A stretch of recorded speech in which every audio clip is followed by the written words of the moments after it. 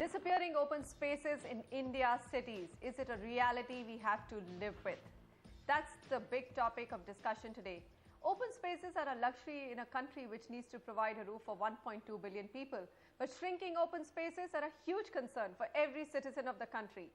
The unprecedented level of construction activity is eating up more and more open spaces, and the consequences are there for all of us to deal with on a daily basis. Higher levels of pollution, climate change, huge levels of stress in daily living. So the question we are asking today on the Realty Debate, is it a reality that we must accept that of disappearing open spaces in India's cities? Can nothing be done about it? We've got with us a very special panel, Uma Adusumili, Chief Planning Division, Mumbai Metropolitan Region Development Authority. Uma, thanks very much for being here with us. Kaushik More, Director, Omkar Realtors and Developers. Kaushik, pleasure to have you. Ashutosh Limai, Head Research and Real Estate Intelligence Service, Jones Lang LaSalle, India, who's written a very interesting paper on open spaces. In the Delhi studio, Mahesh Mehta, founder MC Mehta Environmental Foundation. Mahesh, thanks very much for being here. And of course, Sameer Jasuja, founder and CEO of Prop Equity, with his interesting perspective, as always, on any subject or debate that we do here on the Realty Show. Gentlemen, thanks very much. Let me start the discussion with this perspective from the JLL research note. This is, of course, on Mumbai. Very interesting statistics. And this is, of course, also a government study. Mumbai, for its 14 million people, has public open space of only 14 square kilometer, or just 2.5% of its city's areas. This includes parks, playing fields, recreational grounds, and accounts for 1.95 square meter space per capita.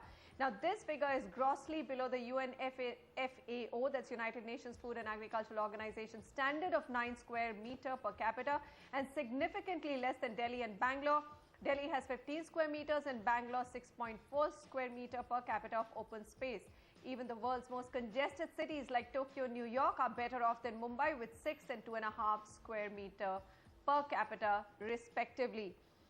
Uma, your comments first on what's going on. I mean, the figures are so dismal. In fact, a recent study conducted by Urban Design Research Institute shows that 45% of the city's open spaces were lost in the last 5 years, and we're talking about Mumbai here.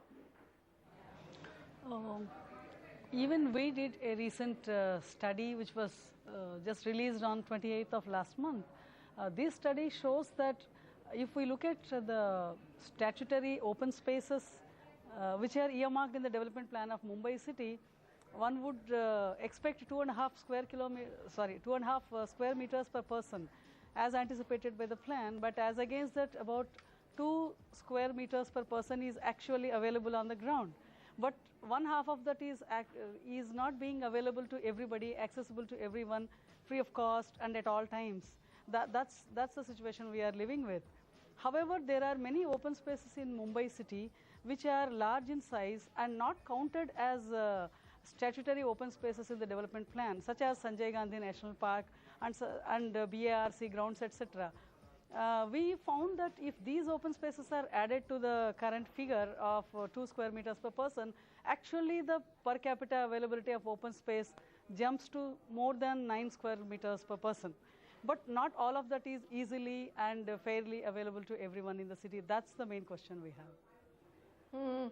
Ashutosh, you'd also interestingly noted on the big national park and said the problem is that you have a whole Arabian Sea, you do have a national park, but Mumbai isn't doing enough to actually use these open spaces that it has.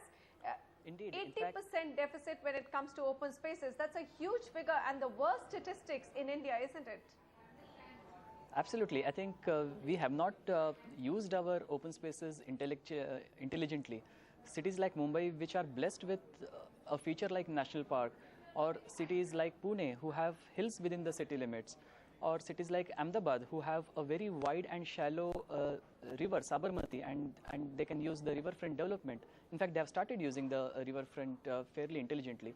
So I think the question is first to understand and identify the features that are available, that are blessed to the citizens of those cities, and use them intelligently. I think in India, we have two extreme views. Either we protect them so that there is no human interface at all, or we let it go by making it a completely open for all situation.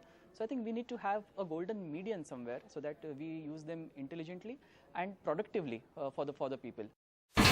India's #1 news app just got even better. Download NDTV's new app.